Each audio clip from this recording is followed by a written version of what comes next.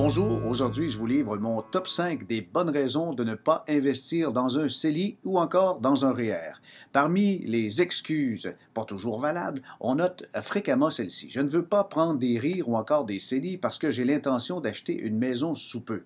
Eh bien, rassurez-vous, autant avec l'argent du REER que du CELI, vous pouvez faire des sorties, des retraits sans influer sur votre taux d'imposition.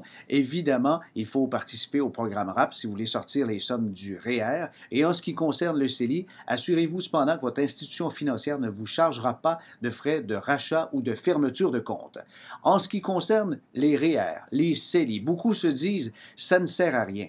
Ben, pardon, quand on les sort, on doit peut-être payer de l'impôt dans un REER, mais ce n'est pas le cas dans un CELI. Alors cette raison n'est vraiment pas valable de dire « je ne fais pas d'économie puisque mes économies seront taxables ».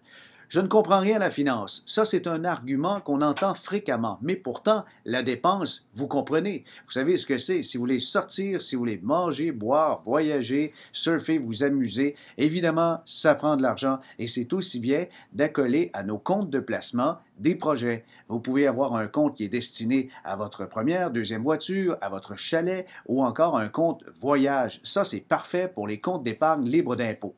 Il y a des conseillers fraudeurs. Quelle belle excuse!